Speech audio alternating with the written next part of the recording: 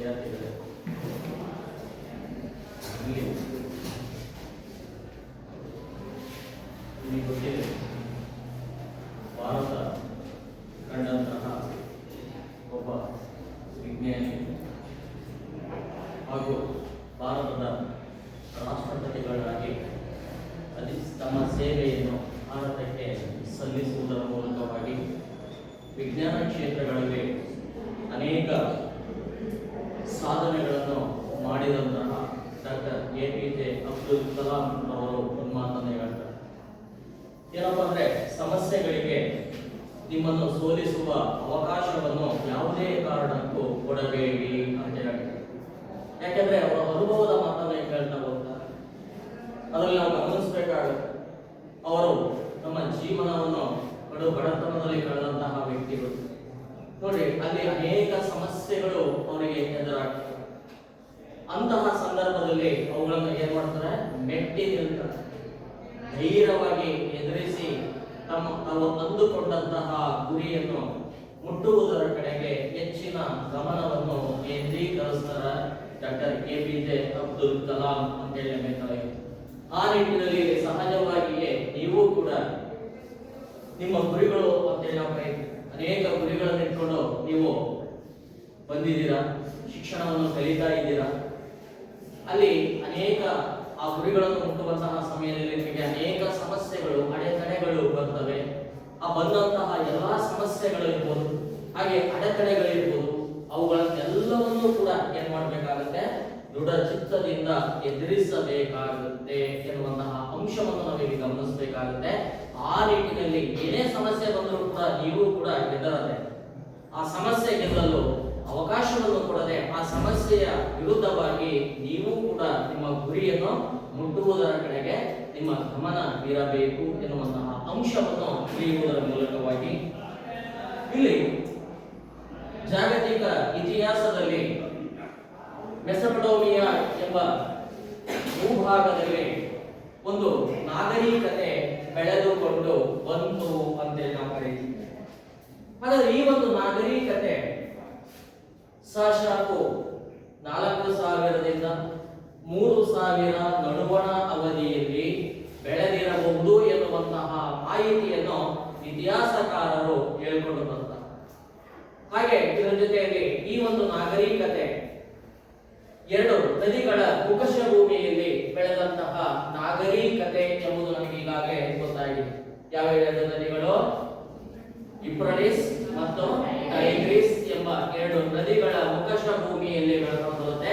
ಹಾಗಾಗಿಯೇ ಇಲ್ಲಿ ಬೆಳೆದಂತಹ ಈ ಒಂದು ನಾಗರಿಕತೆಯನ್ನು ನಾವೇನಂತ ಕರೀತೀವಿ, ಇಲ್ಲಿ 2 ನದಿಗಳ ಅಂದ್ರೆ ನಡುವಣ ಭೂಭಾಗವನ್ನೇ ಮೆಸೊಪೊಟೇಮಿಯಾ ಎಂಬ ಹೆಸರಿನಿಂದ ಕರೆಯಲಾಗಿದೆ ಅಂತ ಹೇಳಲಾಗಿದೆ.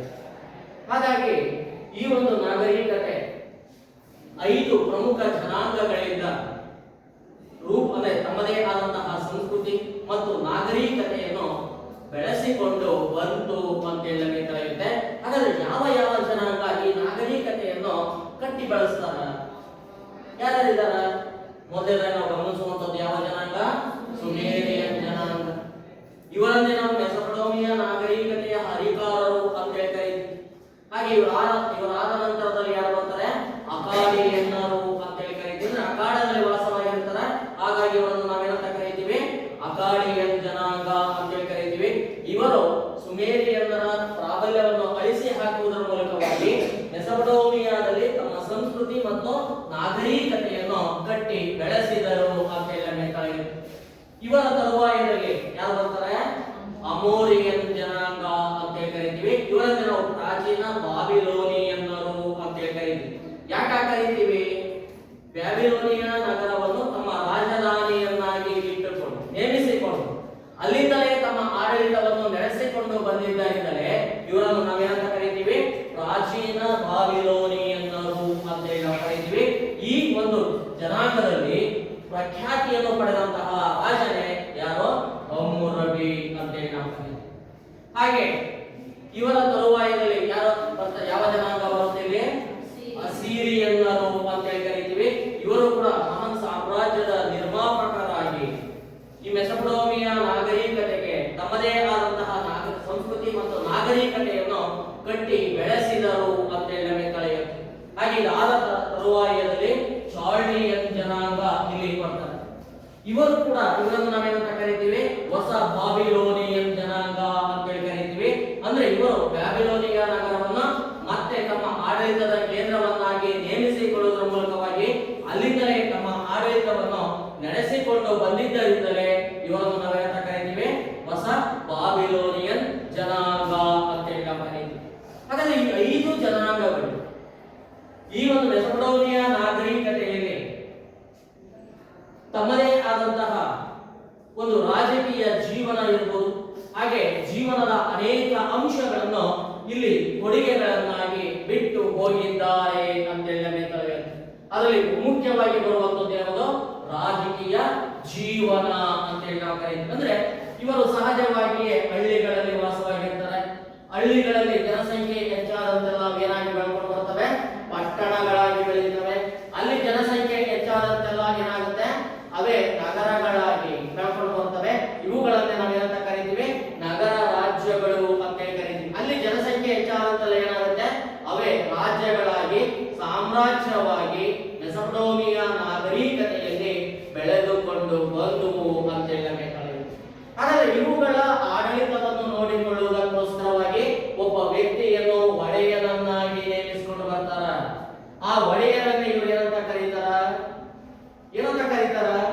ರಾಜ ಅಥವಾ ಪಟೈಸಿ ಎಂಬ ಹೆಸರಿನಿಂದ ಆತನನ್ನು ಕರೆಯಲಾಗುತ್ತಿತ್ತು ಅಂತ ನಮಗೆ ತಿಳಿಯುತ್ತೆ.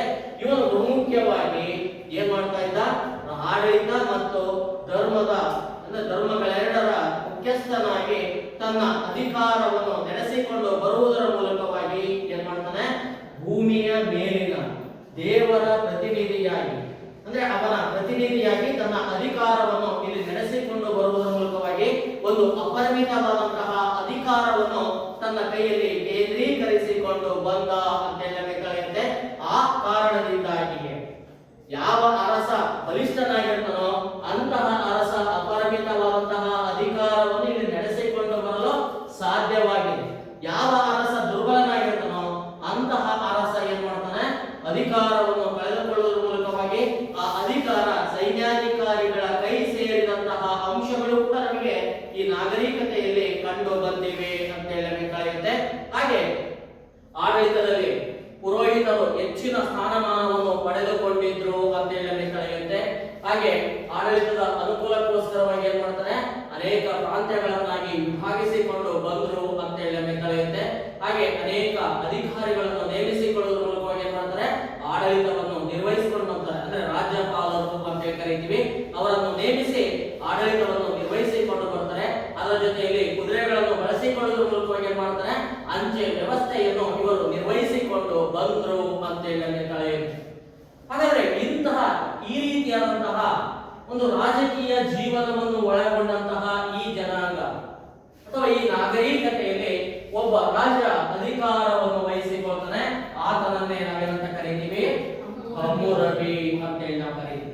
ಹಾಗಾದ್ರೆ ಹಮ್ಮುರಬಿ ಅಂದ ತಕ್ಷಣನೇ ಪ್ರಾಚೀನ ಬಾಬಿಲೋನಿಯನ್ ಸಾಮ್ರಾಜ್ಯದ ಪ್ರಸಿದ್ಧತೆಯನ್ನು ಪಡೆದುಕೊಂಡಂತಹ ರಾಜ ಅಂತ ಹೇಳಿ ನಾವು ಕರೀತೀವಿ. ಹಾಗಾದ್ರೆ ಇವನು ಸಂಯುಕ್ತ ಬ್ಯಾಬಿಲೋನಿಯಾದ ರಾಜನಾಗಿ ಸುಮಾರು 42 ವರ್ಷಗಳಿಗಿಂತಲೂ ಅಧಿಕ ಕಾಲ ಮೆಸೊಪೊಟೇಮಿಯಾವನ್ನು ಆಳ್ವಿಕೆ ಮಾಡಿಕೊಂಡು ಬಂದ ಅಂತ ಹೇಳಿ ಕರೆಯುತ್ತೆ.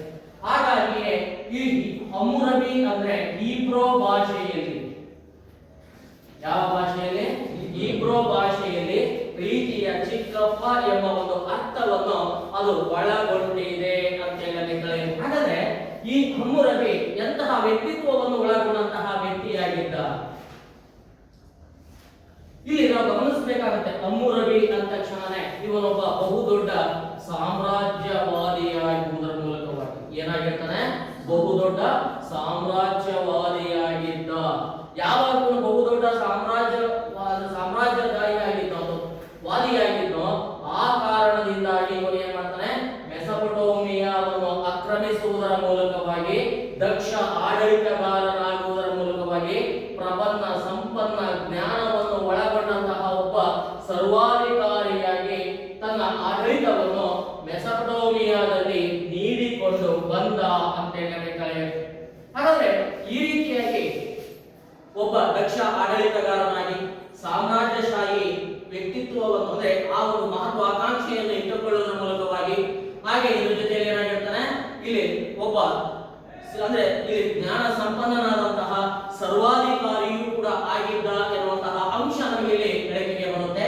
ಆ ಕಾರಣದಿಂದಾಗಿ ಮೆಸೊಪೊಟೇಮಿಯಾದಲ್ಲಿ ಇವನು ಅಧಿಕಾರಕ್ಕೆ ಬಂದ ಕೂಡಲೇ ಏನ್ ಮಾಡ್ತಾರೆ, ಅಕ್ಕಾಡ ಮತ್ತು ಸುಮೇರ ಅಂತ ಹೇಳಿ ನಾವು ಕರೀತೀವಿ.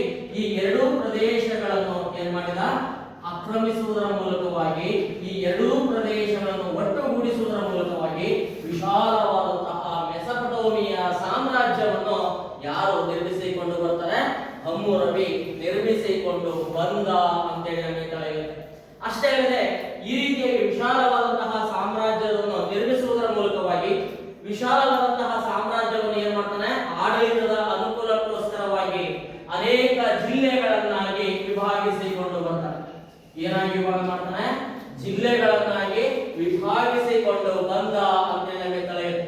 ಹಾಗಾದ್ರೆ ಈ ಜಿಲ್ಲೆಗಳ ಆಡಳಿತವನ್ನು ನೋಡಿಕೊಳ್ಳುವುದಕ್ಕೋಸ್ಕರವಾಗಿ ಯಾರನ್ನು ನೇಮಕ ಮಾಡ್ತಾನೆ, ರಾಜ್ಯಪಾಲರು ಅಂತೇಳಿ ನಾವು ಕರೀತೀವಿ. ಈ ರಾಜ್ಯಪಾಲರನ್ನು ನೇಮಿಸುವುದರ ಮೂಲಕವಾಗಿ ಸ್ವತಃ ಇವನು ಕೂಡ ಖುದ್ದಾಗಿ ಮೇಲ್ವಿಚಾರಣೆಯನ್ನು ನೋಡಿಕೊಂಡು ಉತ್ತಮವಾದಂತಹ ಆಡಳಿತವನ್ನು ನಿರ್ವಹಿಸಿಕೊಂಡು ಬಂದ ಅಂತೇಳಿ ನಮಗೆ ತಿಳಿಯುತ್ತೆ. ಹಾಗೆ ಇದರ ಜೊತೆಯಲ್ಲಿ ಬ್ಯಾಬಿಲೋನಿಯಾ ನಗರದಲ್ಲಿ ಏನ್ ಮಾಡ್ತಾನೆ, ಅನೇಕ ಅರಮನೆಗಳನ್ನು ಕಟ್ತಾನೆ, ಕೋಟೆಗಳನ್ನು ನಿರ್ಮಿಸಿಕೊಂಡು ಬರ್ತಾನೆ ಮತ್ತು ದೇವಾಲಯಗಳನ್ನು ಕಟ್ಟಿದಂತಹ ಒಂದು ಹೆಗ್ಗಳಿಕೆ ಯಾರಿಗೆ ಸಲ್ಲುತ್ತೆ, ಹಮ್ಮುರಬಿಗೆ ಸಲ್ಲುತ್ತೆ ಅಂತೇಳಿ ನಮಗೆ ತಿಳಿಯುತ್ತೆ. ಹಾಗಾದ್ರೆ ಈ ರೀತಿಯಾದಂತಹ ಹಮ್ಮುರಬಿ ಇವತ್ತಿಗೂ ಕೂಡ ನಾವು ಅಧ್ಯಯನ ಮಾಡ್ತಾ ಇದ್ದೀವಿ. ಯಾವ ಅಂಶಗಳನ್ನು ಆಧಾರವಾಗಿಟ್ಟುಕೊಂಡು ಹಮ್ಮುರಬಿ ತನ್ನ ಪ್ರಸಿದ್ಧತೆಯನ್ನು ಪಡೆದುಕೊಂಡ?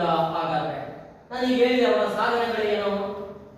ಅವನೊಬ್ಬ ದಕ್ಷ ಆಡಳಿತಗಾರ, ಸಾಮ್ರಾಜ್ಯಶಾಹಿ ಧೋರಣೆಯನ್ನು ಒಳಗೊಂಡಿರ್ತಾನೆ, ಹಾಗೆ ಒಬ್ಬ ಸರ್ವಾಧಿಕಾರಿಯಾಗಿರ್ತಾನೆ, ವಿಶಾಲವಾದಂತಹ ಮೆಸೊಪೊಟೇಮಿಯಾ ಸಾಮ್ರಾಜ್ಯವನ್ನು ಸ್ಥಾಪನೆ ಮಾಡ್ತಾನೆ, ಅದನ್ನು ಆಡಳಿತದ ಅನುಕೂಲಕ್ಕೋಸ್ಕರವಾಗಿ ಜಿಲ್ಲೆಗಳನ್ನಾಗಿ ವಿಭಾಗಿಸಿ ರಾಜ್ಯಪಾಲರನ್ನು ನೇಮಿಸಿ ಖುದ್ದು ತಾನೇ ಮೇಲ್ವಿಚಾರಣೆಯನ್ನು ನೋಡ್ಕೊಳ್ತಾ ಇರ್ತಾನೆ. ಹಾಗೂ ಅನೇಕ ಅರಮನೆಗಳನ್ನು ಕಟ್ತಾನೆ, ಅನೇಕ ದೇವಾಲಯಗಳನ್ನು ಕಟ್ತಾನೆ, ಅನೇಕ ಕೋಟೆಗಳನ್ನು ಕಟ್ಟಿದ್ದೆ ಅವನ ಸಾಧನೆ ಅಂತೇಳಿ ನಾವು ಕರೀತೀವಿ. ಆದರೆ ಇವೆಲ್ಲವೂ ಕೂಡ ಅವನ ಸಾಧನೆಗಳಾದರೂ ಕೂಡ ಅವನ ಹೆಸರು ಇವತ್ತಿಗೂ ಕೂಡ ಇತಿಹಾಸದಲ್ಲಿ ಅಜರಾಮರವಾಗಿದೆ ಅನ್ನೋದಾದ್ರೆ ಅವನು ನೀಡಿದಂತಹ ಒಂದು ಬಹುಮುಖ್ಯವಾದಂತಹ ಕೊಡುಗೆ ಯಾವುದಪ್ಪ ಅಂದ್ರೆ ಹಮ್ಮುರಬಿಯ ಸಂಹಿತೆಗಳು ಅಂತೇಳಿ ನಾವು ಕರೀತೀವಿ.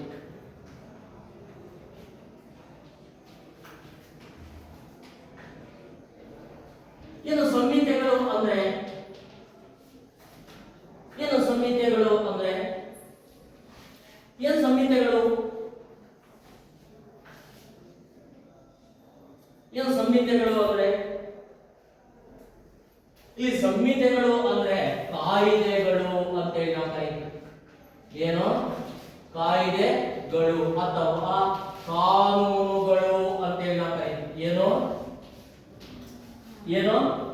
ಕಾಯಿದೆಗಳು ಅಥವಾ ಕಾನೂನುಗಳು. ಹಾಗಾದ್ರೆ ಯಾವ ರೀತಿಯಾದಂತಹ ಕಾಯಿದೆಗಳು ಅಥವಾ ಸಂಹಿತೆಗಳನ್ನು ಮೆಸೊಪೊಟೇಮಿಯಾದಲ್ಲಿ ಹಮ್ಮುರಬಿ ಜಾರಿಗೆ ತಂದ? ಹಾಗಾದ್ರೆ ಮೆಸೊಪೊಟೇಮಿಯಾದಲ್ಲಿ ಹಮ್ಮುರಬಿ ಜಾರಿಗೆ ತಂದಂತಹ ಕಾಯಿದೆಗಳು ಹೇಗಿರ್ತಾವಪ್ಪ ಅಂದ್ರೆ, ಇಲ್ಲಿ ಸರ್ವರಿಗೂ ಸೂಕ್ತವಾದಂತಹ ಕಾಯ್ದೆಗಳು ಅಂತ ಹೇಳಿ ಏನಾಗಿರ್ತಾವೋ, ಯಾವ ಅಂಶವನ್ನು ಒಳಗೊಂಡಿರ್ತವೆ, ಸರ್ವರಿಗೂ ಸೂಕ್ತ ಅಂತ ಹೇಳಿ ಅಂದ್ರೆ ಎಲ್ಲರಿಗೂ ಕೂಡ ಸೂಕ್ತವಾಗಿರ್ತವೆ, ಅಂದ್ರೆ ಎಲ್ಲರೂ ಒಪ್ಪಿಕೊಳ್ಳುವಂತದ್ದು, ಅವುಗಳನ್ನು ಎಲ್ಲರೂ ಕೂಡ ಚಾಚು ತಪ್ಪದೆ ಅನುಸರಿಸಿಕೊಂಡು ಬರುವಂತಹ ಕಾಯ್ದೆಗಳಾಗಿದ್ವು ಅಂತ ಹೇಳಿ ತಿಳಿಯುತ್ತೆ. ಹಾಗಾದ್ರೆ ಸರ್ವರಿಗೂ ಸೂಕ್ತವಾದಂತಹ ಮತ್ತು ಸರ್ವರಿಗೂ ಏಕ ಪ್ರಕಾರವಾದ ನ್ಯಾಯ ಅಂತ ಹೇಳಿ ನಾವು ಕರೀತೀವಿ. ಏನನ್ನು ಒಳಗೊಂಡಿರ್ತಾವೋ, ಸರ್ವರಿಗೂ ಅಂದ್ರೆ ಎಲ್ಲರಿಗೂ ಕೂಡ ಏಕ ಪ್ರಕಾರವಾದಂತಹ ನ್ಯಾಯವನ್ನು ದೊರಕಿಸಿಕೊಡುವಂತಹ ಕಾಯ್ದೆಗಳನ್ನು ಯಾರು ಮೆಸೊಪೊಟೇಮಿಯಾದಲ್ಲಿ ಜಾರಿಗೆ ತಂದರೆ, ಹಮ್ಮುರಬಿ ಮೆಸೊಪೊಟೇಮಿಯಾದಲ್ಲಿ ಜಾರಿಗೆ ತಂದಿದ್ದರಿಂದಲೇ ಇವುಗಳನ್ನು ಏನಂತ ಕರೀತೀವಿ, ಹಮ್ಮುರಬಿಯ ಕೋಡ್ಸ್ಗಳು ಅಂತ ಹೇಳಿ ಕರೀತೀವಿ. ಏನಂತ ಕರೀತೀವಿ, ಹಮ್ಮುರಬಿಯ ಕೋಡ್ಸ್ಗಳು ಎಂಬ ಹೆಸರಿನಿಂದ ಕರೆಯಲಾಗಿದೆ ಅಂತ ಹೇಳಿ ಕರೆಯುತ್ತೆ. ಹಾಗಾದ್ರೆ ಇಂತಹ ಕಾಯ್ದೆಗಳು ಸಹಜವಾಗಿ ನಾವು ಗಮನಿಸಬೇಕಾಗುತ್ತೆ.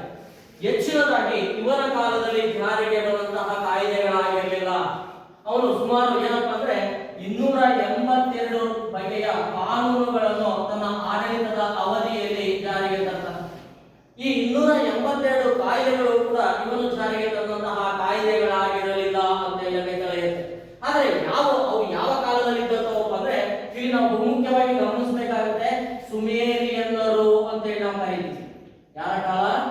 ಸುಮೇರಿಯನ್ ಅಂದ್ರೆ ಮೆಸೊಪೊಟೇಮಿಯಾದ ಅಧಿಕಾರರಾದಂತಹ ಸುಮೇರಿಯನ್ನರ ಆಡಳಿತದ ಅವಧಿಯಲ್ಲಿ ಮೆಸೊಪೊಟೇಮಿಯಾದಲ್ಲಿ ಕೆಲವೊಂದು ಅಂದ್ರೆ ಕಾನೂನುಗಳು ಜಾರಿಯಲ್ಲಿರುತ್ತವೆ.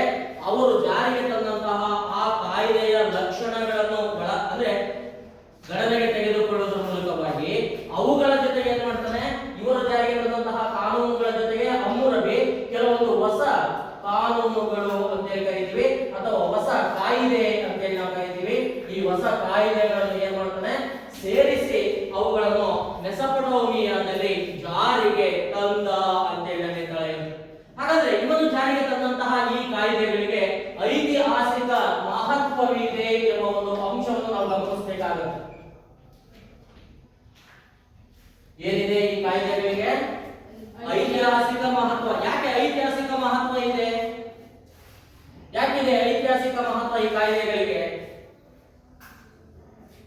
ಯಾಕಿದೆ? ಇಲ್ಲಿ ಈ ಹಮ್ಮುರಬಿ ಜಾರಿಗೆ ತಂದಂತಹ ಈ ಸಂಹಿತೆಗಳನ್ನು ನಾವು ಅಧ್ಯಯನ ಮಾಡೋದ್ರಿಂದ ನಮಗೆ ಏನ್ ಗೊತ್ತಾಗುತ್ತೆ? ಪ್ರಾಚೀನ ಬ್ಯಾಬಿಲೋನಿಯನ್ನರ ಸಂಸ್ಕೃತಿ ಮತ್ತು ನಾಗರಿಕತೆ ನಮಗೆ ಗೊತ್ತಾಗುತ್ತೆ. ಹಾಗಾದ್ರೆ ಪ್ರಾಚೀನ ಬ್ಯಾಬಿಲೋನಿಯನ್ನರು ಅಂದ ತಕ್ಷಣನೇ ಅದು ಯಾವ ನಾಗರಿಕತೆಯನ್ನು ನಮಗೆ ತಿಳಿಸುತ್ತೆ? ಮೆಸೊಪೊಟೇಮಿಯಾ ನಾಗರಿಕತೆಯ ಬಗ್ಗೆ ನಮಗೆ ಮಾಹಿತಿಯನ್ನು ನೀಡಿಕೊಂಡು ಬರುತ್ತೆ. ಹಾಗಾಗಿ ಈ ಕಾಯ್ದೆಗಳು ಐತಿಹಾಸಿಕ ಮಹತ್ವವನ್ನು ಒಳಗೊಳ್ಳುವುದರ ಮೂಲಕವಾಗಿ ಈ ಕಾಯ್ದೆಗಳು ಅತ್ಯಂತ ಪ್ರಾಚೀನವಾದಂತಹ ಕಾಯ್ದೆಗಳು ಅಂತ ಹೇಳಿ ನಾವು ಕರೀತೀವಿ ಅಥವಾ ಕಾನೂನುಗಳು ಎಂಬ ಅಂಶವನ್ನು ನಾವಿಲ್ಲಿ ಗಮನಿಸಬೇಕಾಗುತ್ತೆ ಅಂತ ಹೇಳಿ ಏನಾಗಿದ್ದಾವೆ? ಅತ್ಯಂತ ಪ್ರಾಚೀನವಾಗಿದ್ದಾವೆ. ಅಂದ್ರೆ ಇವನ್ನು ಜಾರಿಗೆ ತರುವುದಕ್ಕಿಂತಲೂ ಪೂರ್ವದಲ್ಲಿ ನಮಗೆ ವ್ಯವಸ್ಥಿತವಾದಂತಹ ಕಾನೂನುಗಳು ಅಥವಾ ಸಂಹಿತೆಗಳು ನಮಗೆ ಎಲ್ಲಿಯೂ ಕೂಡ ಕಂಡು ಬರುವುದಿಲ್ಲ. ಹಾಗಾಗಿ ಈ ಕಾನೂನುಗಳೇ ನಮಗೆ ಏನಾಗಿದ್ದಾವೆ? ಅತ್ಯಂತ ಪ್ರಾಚೀನವಾದ ಕಾನೂನುಗಳು ಎನಿಸಿವೆ ಅಂತ ಹೇಳಿ ನಮಗೆ ತಿಳಿಯುತ್ತೆ. ಹಾಗಾಗಿ ಇವನ ಕಾಯ್ದೆಗಳು ಅಥವಾ ಕಾನೂನುಗಳು ಕೆಲವೊಂದು ಅಂಶಗಳು ಅಂದ್ರೆ ಮಾನವನ ಜೀವನದ ಕೆಲವೊಂದು ಅಂಶಗಳನ್ನು ಒಳಗೊಂಡು ರಚಿತವಾಗಿದ್ದವು ಅಂತ ಹೇಳಿ ನಮಗೆ ತಿಳಿಯುತ್ತೆ. ಹಾಗಾದ್ರೆ ಮಾನವನ ಜೀವನದ ಯಾವ ಯಾವ ಅಂಶಗಳನ್ನು ಒಳಗೊಂಡಂತಹ ಕಾಯ್ದೆಗಳನ್ನು ಹಮ್ಮುರಬಿ ಮೆಸೊಪೊಟೇಮಿಯಾದಲ್ಲಿ ಜಾರಿಗೆ ತರ್ತಾನ? ಇಲ್ಲಿ ನಾವು ಗಮನಿಸಬೇಕಾಗುತ್ತೆ. ಹಾಗಾದ್ರೆ ಇವನ ಕಾನೂನುಗಳು ಅಂದ ತಕ್ಷಣವೇ ಯಾವ್ಯಾವ ಕಾನೂನುಗಳು ಇಲ್ಲಿ ಜಾರಿಯಲ್ಲಿ ಇರ್ತವೆ ಅಂದ್ರೆ ಇಲ್ಲಿ ಆಸ್ತಿ ಪಾಸ್ತಿಯ ಹಕ್ಕು ಅಂತ ಹೇಳಿ ನಾವು ಕರೀತೀವಿ.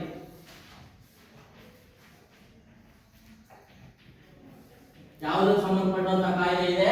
ಆಸ್ತಿ ಪಾಸ್ತಿಗೆ ಸಂಬಂಧಿಸಿದಂತಹ ಕಾನೂನುಗಳಿರ್ತವೆ. ವ್ಯಾಪಾರ ವಾಣಿಜ್ಯ,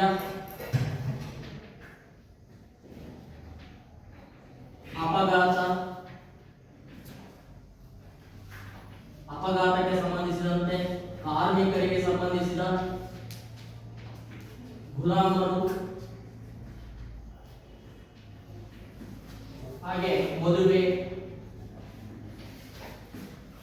ಇದರ ಜೊತೆಯಲ್ಲಿ ಸಹಜವಾಗಿ ನಾವು ಗಮನಿಸಬೇಕಾಗುತ್ತೆ ವಿವಾಹ, ವಿಚ್ಛೇದನ, ಸ್ತ್ರೀ ಪುರುಷರು ಮತ್ತು ಅಧಿಕಾರಿಗಳು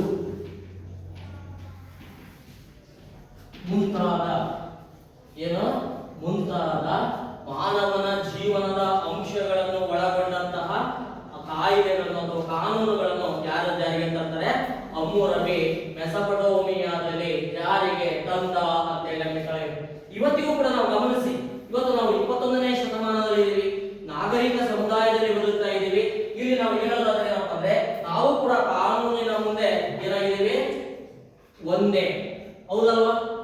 ಅಂದ್ರೆ ಇಲ್ಲಿ ಸಹಜವಾಗಿ ನಾವು ಗಮನಿಸಬೇಕಾಗುತ್ತೆ ಸರ್ವರಿಗೂ ಸೂಕ್ತವಾದ ಏಕ ಪ್ರಕಾರವಾದ ನ್ಯಾಯವನ್ನು ಕೊಡುವಂತಹ ಕಾನೂನುಗಳೇ ಇವತ್ತಿದಾವ. ಅದೇ ನಾವು ಹೇಳ್ತೀವಿ ಅದ್ರಲ್ಲಿ ಏನೇನಿದಾವೆ? ಆಸ್ತಿ ಪಾಸ್ತಿಯ ಹಕ್ಕು ಇದೆ ತಾನೆ, ಇದೆಯಾ? ಹಾಗೆ ವ್ಯಾಪಾರ ವಾಣಿಜ್ಯಕ್ಕೆ ಸಂಬಂಧಪಟ್ಟಂತಹ ಕಾನೂನುಗಳಿದಾವಲ್ವಾ? ಹಾಗೆ ಅಪಘಾತಕ್ಕೆ ಸಂಬಂಧಪಟ್ಟಂತಹ ಕಾಯ್ದೆ ಅಂದ್ರೆ ಕಾನೂನುಗಳಿದಾವೆ. ಹಾಗೆ ಕಾರ್ಮಿಕರಿಗೆ ಸಂಬಂಧಪಟ್ಟಂತಹ ಕಾನೂನುಗಳಿದಾವೆ.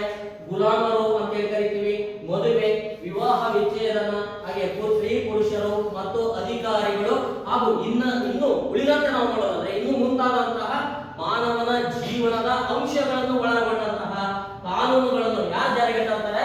ಹಮ್ಮುರಬಿ ಮೆಸೊಪೊಟೇಮಿಯಾದಲ್ಲಿ ಜಾರಿಗೆ ತಂದ ಅಂತ ಹೇಳಿ ಅದರಲ್ಲಿ ಮುಖ್ಯವಾಗಿ ನಾವು ಗಮನಿಸಬೇಕಾಗುತ್ತೆ.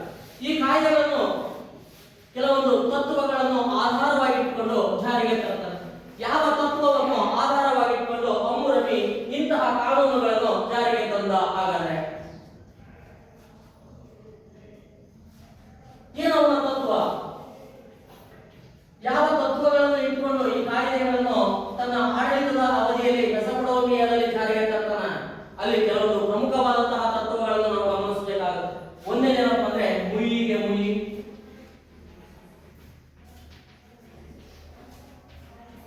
ಮುಯ್ಯಿಗೆ ಮುಯ್ಯಿ, ಸೇಡಿಗೆ ಸೇಡು,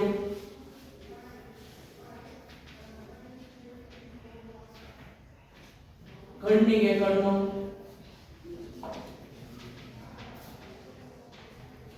ಹಲ್ಲಿಗೆ ಹಲ್ಲು.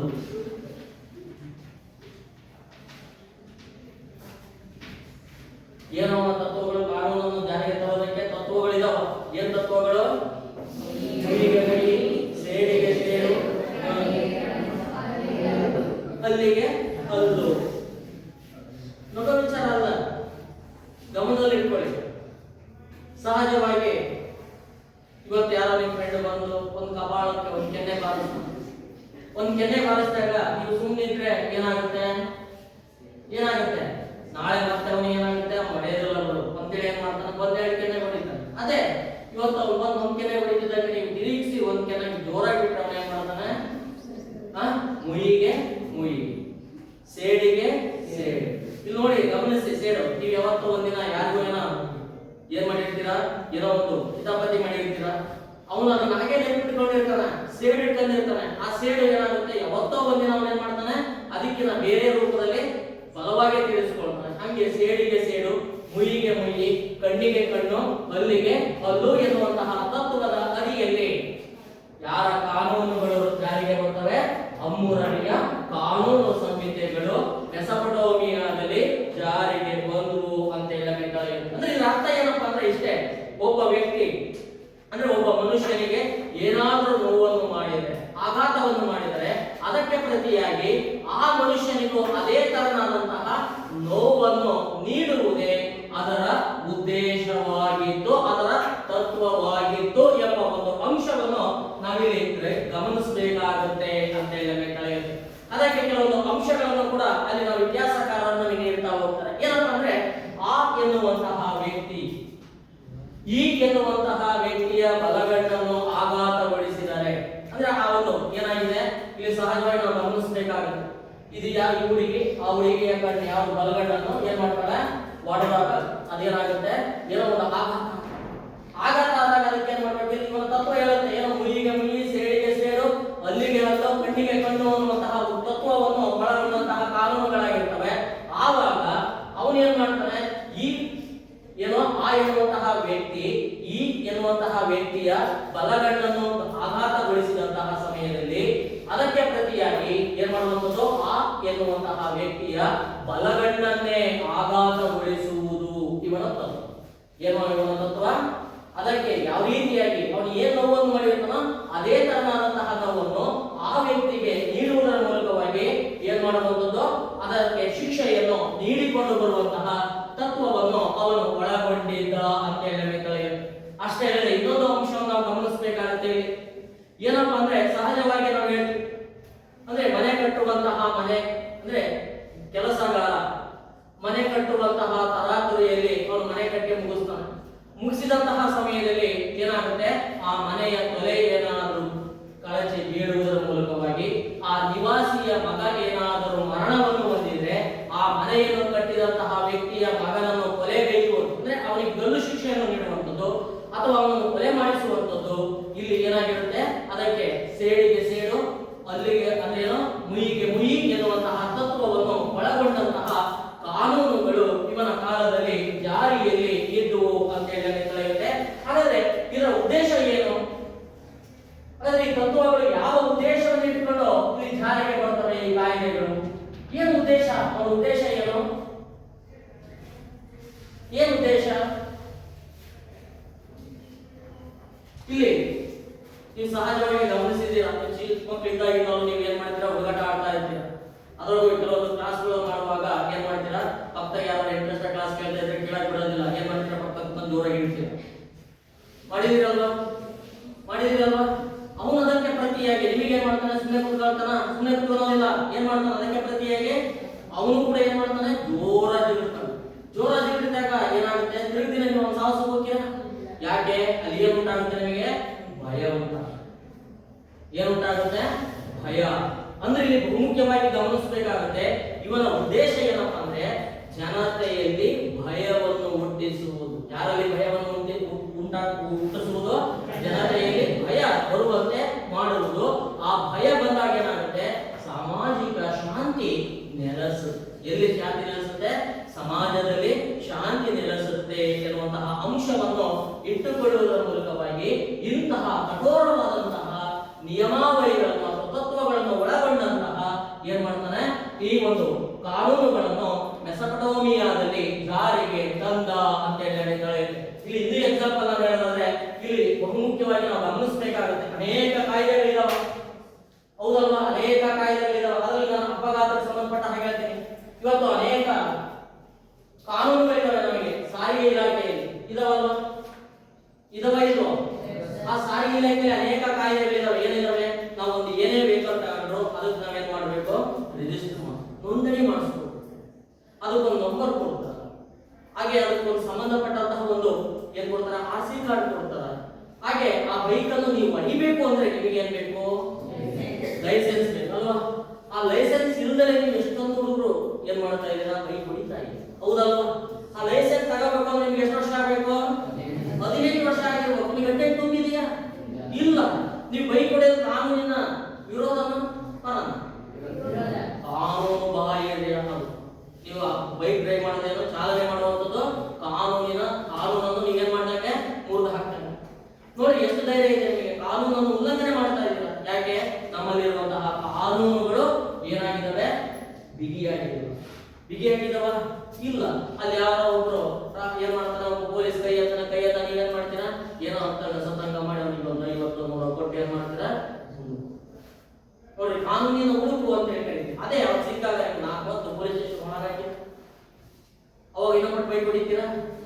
ಇಲ್ಲ. ನೋಡಿ, ಉಗ್ರವಾದಂತಹ ಶಿಕ್ಷೆ, ಕಠೋರವಾದಂತಹ ಶಿಕ್ಷೆ ಅಂತ ನಾವು ಕರೀತೀವಿ. ಆ ಶಿಕ್ಷೆಗಳು ನಮ್ಮಲ್ಲಿ ಇಲ್ಲ. ಇವತ್ತು ಹೆಲ್ಮೆಟ್ ಕಡ್ಡಾಯ ಅಂತ ಒಂದು ಕಾಯ್ದೆ ಇದೆ ಅಲ್ವಾ, ನೀತಿ ಇದೆ ಅಲ್ವಾ, ಸರ್ಕಾರ ಮಾಡಿದೆ. ಏನೋ ಕಡ್ಡಾಯವಾಗಿ ವಾಹನ ಸವಾರ ಹೆಲ್ಮೆಟ್ ಅನ್ನು ಬಳಸ್ತಾರೆ. ನಾವಿವತ್ತು ಬಳಸ್ತಾ ಇದ್ದೀವ? ಯಾಕೆ? ಕಾನೂನು ಬಿಗಿಲ್ಲ ನಮಗೆ.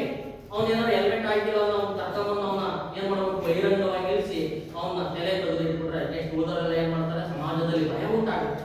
ಏನ್ ಭಯ? ತೆಗಿಯಪ್ಪ, ದ್ವಿಚಕ್ರ ವಾಹನ ಚಾಲನೆ ಮಾಡುವಾಗ ಹೆಲ್ಮೆಟ್ ಇಲ್ಲ ಅಂದ್ರೆ ಏನಾಗುತ್ತೆ, ನಮ್ಮನ್ನು ಉಗ್ರವಾಗಿ ಶಿಕ್ಷಿಸ್ತಾರೆ, ನಮ್ಮ ಜೀವನ ತೆಗಿತಾರೆ. ಆ ಭಯಕ್ಕೋಸ್ಕರ ನಾವೇನ್ ಮಾಡ್ತೀವಿ, ಅದನ್ನು ಹಾಕೊಂಡು ಅಡ್ಡಾಡ್ತೀವಿ, ಅದಲ್ವಾ? ನೋಡಿ, ಈ ರೀತಿಯಾದಂತಹ ಕಠೋರವಾದಂತಹ ಶಿಕ್ಷೆ ಅಂದ್ರೆ ಜನತೆಯನ್ನು ಭಯದಲ್ಲಿ ಇಡುವುದಕ್ಕೋಸ್ಕರವಾಗಿ ಈ ತತ್ವಗಳನ್ನು ಆಧರಿಸಿದಂತಹ ನೀತಿ ಅಂದ್ರೆ ಕಾನೂನು ಸಂಹಿತೆಗಳನ್ನು ಹಮ್ಮುರಬಿ ಮೆಸೊಪಟೋಮಿಯಾದಲ್ಲಿ ಜಾರಿಗೆ ತಂದ ಅಂತ ಹೇಳಿ ಅದರಲ್ಲಿ ಆಸ್ತಿಗೆ ಸಂಬಂಧಪಟ್ಟ ಹಾಗೆ ನಾವು ಗಮನಿಸಬೇಕಾಗುತ್ತೆ. ಇಲ್ಲಿ ಮಹಿಳೆಯರಿಗೂ ಕೂಡ ಏನ್ ಮಾಡ್ತಾನೆ, ಪಿತ್ರಾರ್ಜಿತ ಆಸ್ತಿಯಲ್ಲಿ ಹಕ್ಕನ್ನು ಹೊಂದುವಂತಹ ಅವಕಾಶವನ್ನು ಕಲ್ಪಿಸಿಕೊಡ್ತಾನೆ. ಅಂದ್ರೆ ತಂದೆ ಅಜ್ಜನಿಂದ ಬಂದಂತಹ ಆಸ್ತಿಯಲ್ಲಿ ಯಾರು ಹಕ್ಕುದಾರರೋ ಮಹಿಳೆಯು ಕೂಡ ಅದಕ್ಕೆ ಹಕ್ಕನ್ನು ಒಳಗೊಂಡಿದ್ದಾಳೆ ಎನ್ನುವಂತಹ ಅಂಶವನ್ನು ಇಲ್ಲಿ ಗಮನಿಸ್ತಾನೆ. ಅಷ್ಟೇ ಅಲ್ಲದೆ ಮಹಿಳೆ ಪ್ರತ್ಯೇಕವಾಗಿ ಆಸ್ತಿಯನ್ನು ಹೊಂದುವಂತಹ ಅವಕಾಶವನ್ನು ಕೂಡ ಕಲ್ಪಿಸಿಕೊಡ್ತಾನೆ. ಅಂದ್ರೆ ತನ್ನ ಆಡಳಿತದ ಅವಧಿಯಲ್ಲಿ ಪ್ರತಿಯೊಬ್ಬ ಮಹಿಳೆಯು ಕೂಡ ಪ್ರತ್ಯೇಕವಾದಂತಹ ಒಂದು ಜಮೀನುಗಳನ್ನು ಖರೀದಿಸುವಂಥದ್ದು, ಮನೆಗಳನ್ನು ಖರೀದಿಸುವಂಥದ್ದು ಇರ್ಬೋದು. ಅಂದ್ರೆ ಆಸ್ತಿಯನ್ನು ಹೊಂದುವಂತಹ ಅವಕಾಶವನ್ನು ಕಲ್ಪಿಸಿಕೊಟ್ಟ ಅಂತ ಹೇಳಕ್ಕೆ. ಹಾಗೆ ಅದರ ಜೊತೆಯಲ್ಲಿ ಗುಲಾಮರು ಅಂತ ಹೇಳಿ ಈ ಗುಲಾಮರಿಗೆ ಏನ್ ಮಾಡ್ತಾನೆ, ಇಲ್ಲಿ ನಾವು ಗಮನಿಸಬೇಕಾಗುತ್ತೆ. ಗುಲಾಮರು ಅಂದ ತಕ್ಷಣನೇ ಇವರ ಸಮಾಜದಲ್ಲಿ ಕೆಳ ವರ್ಗ ಅಂತ ಹೇಳಿ ನಾವು ಕರೀತೀವಿ. ಈ ಕೆಳವರ್ಗದ ಹೋರಾದರೂ ಕೂಡ ಇವರು ಕೂಡ ಇವರ ಸಮಾಜದಲ್ಲಿ ಅಥವಾ ರಾಜಕೀಯದಲ್ಲಿ ಆಸ್ತಿಯನ್ನು ಹೊಂದುವಂತಹ ಹಕ್ಕನ್ನು ನೀಡ್ತಾನೆ. ಯಾರಿಗೆ ಹಕ್ಕನ್ನು ನೀಡ್ತಾನೆ? ಗುಲಾಮರು ಕೂಡ ಆಸ್ತಿಯನ್ನು ಹೊಂದಬಹುದು. ಅಷ್ಟೇ ಅಲ್ಲದೆ ಸರ್ಕಾರ ನಿಗದಿಪಡಿಸಿದಂತಹ ನಿಬಂಧನೆಗಳನ್ನು ಸರಿಯಾಗಿ ಪಾಲಿಸಿಕೊಂಡು ಬಂದರೆ ಅಂತಹ ಗುಲಾಮಗಿರಿಯಿಂದ ಸ್ವತಂತ್ರಗೊಳ್ಳುವನು ಎನ್ನುವಂತಹ ಕಾಯ್ದೆ ಅಥವಾ ನಿಯಮಾವಳಿಯನ್ನು ಕೂಡ ಯಾರು ಅಳವಡಿಸಿಕೊಳ್ತಾರೆ? ಹಮ್ಮುರಬಿ ಅಳವಡಿಸುವುದರ ಮೂಲಕವಾಗಿ ಅಂತಹ ಕಾಯ್ದೆಯನ್ನು ಮೆಸೊಪಟೋಮಿಯಾದಲ್ಲಿ ಜಾರಿಗೆ ತಂದ ಅಂತೇಳಿ ನಮಗೆ ತಿಳಿಯುತ್ತೆ. ಹಾಗೆ ಕಾರ್ಮಿಕರಿಗೆ ಸಂಬಂಧಪಟ್ಟ ಹಾಗೆ ನಾವು ಗಮನಿಸಬೇಕಾಗುತ್ತೆ. ಅಂದ್ರೆ ಇವತ್ತು ಕಾರ್ಮಿಕರು ಎಷ್ಟು ಗಂಟೆ ಕೆಲಸ ಮಾಡಬೇಕು, ಅವರನ್ನು ನಾವು ಯಾವ ರೀತಿಯಾಗಿ ಕಾಣಬೇಕು, ಅವೆಲ್ಲ ನಿಯಮಾವಳಿಗಳಿದಾವ.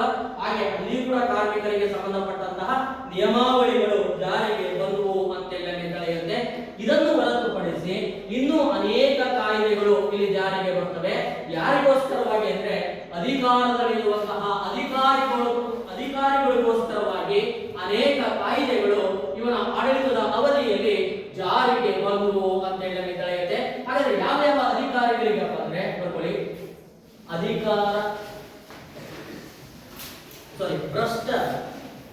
ಭ್ರಷ್ಟಾಚಾರ ಮಾಡಿದ ಅಧಿಕಾರಿಗಳಿಗೆ. ಇವತ್ತು ನಮ್ಮ ಲೋಕಾಯುಕ್ತ ಇದೆ, ಗೊತ್ತಿದೆಯಲ್ಲ, ಕೇಳಿದಿರಲ್ಲ? ಲೋಕಾಯುಕ್ತ ಬೆಳಗ್ಗೆ ದಾಳಿ ಮಾಡ್ತಾ ಇದೆ ಅಧಿಕಾರಿಗಳ ಮನೆ ಮೇಲೆ, ಹೌದಲ್ವಾ? ಮಾಡಿದಾಗ ಏನಾಗ್ತಾ ಇದೆ? ಅಪಾರ ಪ್ರಮಾಣದ ದಾಖಲೆಯ ಆಸ್ತಿ ಮೌಲ್ಯಗಳು ನಮಗೆ ಸಿಗ್ತಾ ಇದ್ದಾವೆ. ಅದೇನೋ ಅವರ ಭ್ರಷ್ಟಾಚಾರ ಅಂತ ಕರಿತೀವಿ. ಹಾಗಾಗಿ ಭ್ರಷ್ಟಾಚಾರ ಮಾಡಿದ ಅಧಿಕಾರಿಗಳು, ಅಲಕ್ಷ್ಯ ತೋರಿದ ವೈದ್ಯರು,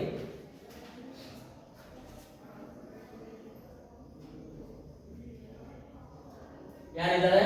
ಅಲಕ್ಷ್ಯ ತೋರಿದ ವೈದ್ಯರು ಅಂತೇಳಿ ನಾವು ಕರೀತೀವಿ. ಅಂದ್ರೆ ಇಲ್ಲಿ ವೈದ್ಯರು ಅಂದ ತಕ್ಷಣನೇ ಅವರು ಸಹಜವಾಗಿ ನಾವು ಹೇಳ್ತೀವಿ ಅವರು ದೇವರ ಸಮಾನ ಅಂತೇಳಿ ನಾವು ಕಾಣ್ತೀವಿ. ಅಂತಹ ವ್ಯಕ್ತಿಗಳು ಏನಾದರೂ ತಮ್ಮ ಕಾರ್ಯ ಅಥವಾ ಕೆಲಸವನ್ನು ನಿರ್ವಹಿಸುವಂತಹ ಸಮಯದಲ್ಲಿ ಏನಾದರೂ ಲೋಪವನ್ನು ಮಾಡಿದ್ರೆ ಅಂತಹ ವೈದ್ಯರಿಗೆ ಕಠೋರವಾದಂತಹ ಶಿಕ್ಷೆ ಇವನ ಕಾಲದಲ್ಲಿ ಇತ್ತು ಅಂತೇಳಿ ನಮಗೆ ತಿಳಿಯುತ್ತೆ. ಹದ್ದು ಮೀರಿ ವರ್ತಿಸಿದ ಹೆಂಡತಿ, ಹದ್ದು ಮೀರಿ ವರ್ತಿಸಿದ ಹೆಂಡತಿ,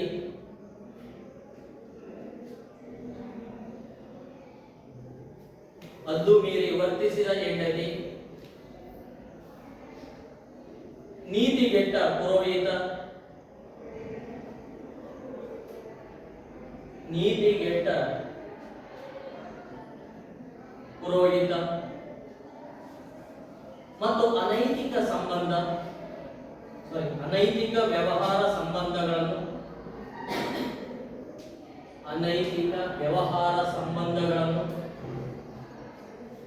ಹೊಂದಿದ ಸನ್ಯಾಸಿಗಳಿಗೂ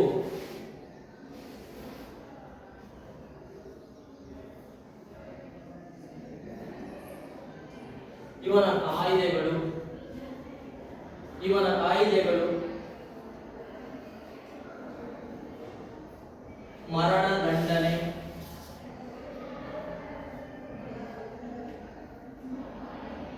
ವಿಧಿಸಿತ್ತು.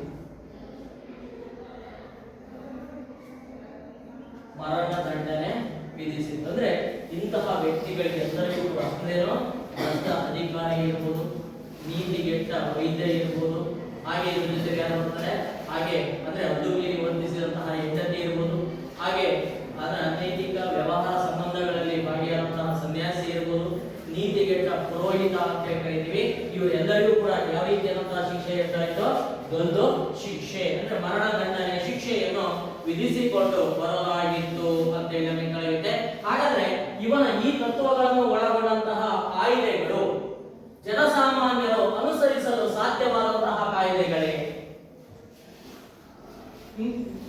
ಇವತ್ತು ಸಹಜವಾಗಿ ಈ ಕಾಯ್ದೆಗಳೇ ನಮಗೆ ಅಡಪ್ಟ್ ಆಗುವುದು, ಇವನ್ನು ಅನುಸರಿಸಲು ಖಂಡಿತ ಸಾಧ್ಯನಾ? ಇಲ್ಲ ಅಲ್ವಾ? ಇವು ಜನಸಾಮಾನ್ಯರಿಗೆ ಏನಾಗಿರ್ತವೆ, ಅನುಸರಿಸಲು ಕಷ್ಟಕರವಾದಂತಹ ಕಾಯ್ದೆಗಳಾಗಿದ್ದು, ಆದರೆ ಉತ್ತಮವಾದಂತಹ ಆಡಳಿತದ ನಿರ್ವಹಣೆಯನ್ನು ನಡೆಸಿಕೊಂಡು ಬರಲು ಈ ಕಾನೂನುಗಳು ಅವಕಾಶವನ್ನು ಮಾಡಿಕೊಡ್ತವೆ. ಯಾರಿಗೆ? ಹಮ್ಮುರಬಿಗೆ ಅಂತೇಳಿ ನಮಗೆ ತಿಳಿಯುತ್ತೆ. ಹಾಗೆ ಇಲ್ಲಿ ಸಹಜವಾಗಿ ನಾವು ಗಮನಿಸಬೇಕಾಗುತ್ತೆ, ಇವನು ಏನಪ್ಪ ಅಂದ್ರೆ ಈ ಕಾಯ್ದೆಗಳು ಅಥವಾ ಕಾನೂನುಗಳು ಬಡವರಿಗೆ, ಅಸಹಾಯಕರಿಗೆ ಸಹಾಯಕವಾಗುವಂತಹ ಕಾನೂನುಗಳಾಗಿದ್ದವು ಎಂಬ ಒಂದು ಅಂಶವನ್ನು ನಾವಿಲ್ಲಿ ಗಮನಿಸಬೇಕಾಗುತ್ತೆ. ಆ ಕಾರಣದಿಂದಾಗಿ ಇಷ್ಟೆಲ್ಲ ಅಂಶಗಳನ್ನು ಒಳಗೊಂಡಂತಹ ಒಂದು ಪ್ರಾಚೀನವಾದಂತಹ ಕಾನೂನುಗಳು ನಮಗೆ ಎಲ್ಲಿ ಲಭ್ಯವಾಗುತ್ತವೆ? ಮೆಸೊಪಟೋಮಿಯ ನಾಗರಿಕತೆಯ ಕಾಲದಲ್ಲಿಗೆ ಲಭ್ಯವಾಗಿಕೊಂಡು ಅವು ಚಲಾವಣೆಯಲ್ಲಿ ಇದ್ದುವು ಎನ್ನುವಂತಹ ಅಂಶವನ್ನು ನಾವಿಲ್ಲಿ ಗ್ರಹಿಸಬೇಕಾಗುತ್ತೆ. ಇದು ಮುಖ್ಯವಾಗಿ ಯಾರ ಒಂದು ಆಡಳಿತ? ನಮ್ಮೂರರಿಯ ಆಡಳಿತ ಮತ್ತು ಅವನ ಕಾನೂನು ಸಂಹಿತೆಗಳು ಅಂತ ಹೇಳಿ ನಾವು ಕರೀತೀವಿ. ಹಾಗೆ ಇದಾದ ನಂತರದಲ್ಲಿ ಈ ಮೆಸೊಪೊಟೇಮಿಯಾ ನಾಗರಿಕತೆಯ ಸಮಾಜ ಅಂತ ಹೇಳಿ ನಾವು ಕರೀತೀವಿ. ಹಾಗಾದ್ರೆ ಮೆಸೊಪೊಟೇಮಿಯಾ ನಾಗರಿಕತೆಯ ಕಾಲದಲ್ಲಿ ಯಾವ ರೀತಿಯಾದಂತಹ ಒಂದು ಸಮಾಜ ನಿರ್ಮಾಣಗೊಂಡಿತ್ತು? ಹಾಗಾದ್ರೆ ಯಾವ ರೀತಿಯಾದಂತಹ ಸಮಾಜ ನಿರ್ಮಾಣಗೊಂಡಿತ್ತು? ಹಾಗಾದ್ರೆ ಸಮಾಜ ಅಂತ ತಕ್ಷಣ ನಾವು ಗಮನಿಸಬೇಕಾಗುತ್ತೆ, ಒಂದು ಸಮಾಜ ಯಾವ ರೀತಿಯಾಗಿರುತ್ತೆ? ಸಂಘಟಿತ ಅಂತ ಹೇಳಿ ನಾವು ಕರೀತೀವಿ. ಯಾವ ರೀತಿಯಾದಂತಹ ಸಮಾಜ ನಿರ್ಮಾಣವಾಗಿರುತ್ತೆ?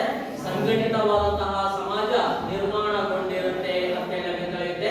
ಅದೇ ರೀತಿಯಾಗಿ ಮೆಸೊಪೊಟೇಮಿಯಾ ನಾಗರಿಕತೆಯ ಕಾಲದಲ್ಲಿ 4 ವರ್ಗಗಳನ್ನು ಒಳಗೊಂಡಂತಹ ಒಂದು ಸಮಾಜ ಸಂಘಟಿತವಾಗಿತ್ತು ಅಂತ ಹೇಳಿ ಕರೆಯುತ್ತೆ. ಹಾಗಾದ್ರೆ ಯಾವ ಯಾವ ವರ್ಗಗಳನ್ನು ಒಳಗೊಂಡಂತಹ ಒಂದು ಸಮಾಜ ಅಲ್ಲಿ ಸಂಘಟಿತವಾಗಿತ್ತಪ್ಪ ಅಂದ್ರೆ ಒಂದೇದು ಆಳುವ ವರ್ಗ ಅಂತ ಹೇಳಿ ಯಾರು ಬರ್ತಾರೆ ಮಧ್ಯಭಾಗದಲ್ಲಿ? ಆಳುವ ವರ್ಗ, ಅರಸರು. ಎರಡನೇದು ಪುರೋಹಿತರು.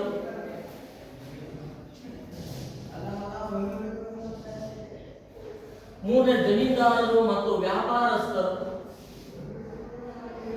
ಜಮೀನ್ದಾರರು ಮತ್ತು ವ್ಯಾಪಾರಸ್ಥರು. ನಾಲ್ಕನೇದೇ ಗುಲಾಮ ವರ್ಗ ಅಂತ ಹೇಳ್ತಾರೆ.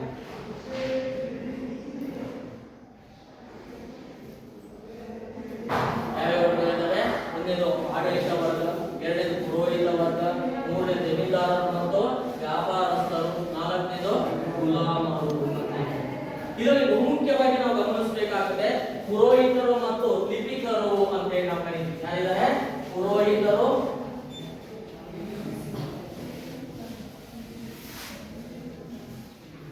ಯಾರು ಅಂತಾರೆ ಇವರ ಸಮಾಜದಲ್ಲಿ? ಪುರೋಹಿತರು ಕೂಡ ಇದ್ದಾರೆ ಮತ್ತು ಲಿಪಿಕರು ಅಂದ್ರೆ ಲಿಪಿಕರು ಅಂದ್ರೆ ಬರೆಯಲು ಬರುವಂತಹ ಒಂದು ವರ್ಗ ಅಂತ ಹೇಳಿ ಕರೀತೀವಿ. ಇವರು ಹೇಗಿದ್ರಪ್ಪ ಅಂದ್ರೆ ಆಡಳಿತದಲ್ಲಿ ಉನ್ನತವಾದಂತಹ ಸ್ಥಾನಮಾನವನ್ನು ಹೊಂದುವುದರ ಮೂಲಕವಾಗಿ ಸಮಾಜದಲ್ಲಿ ಗೌರವವನ್ನು ಪಡೆದುಕೊಂಡಿದ್ದಂತಹ ಒಂದು ಪ್ರಮುಖವಾದಂತಹ ವರ್ಗ ಅಂತ ಹೇಳಿ ನಾವು ಕರೀತೀವಿ. ಹಾಗೆ ಇದಾದ ನಂತರದಲ್ಲಿ ಪ್ರಮುಖವಾಗಿ ಸರದಾರರು ಬರ್ತಾರೆ.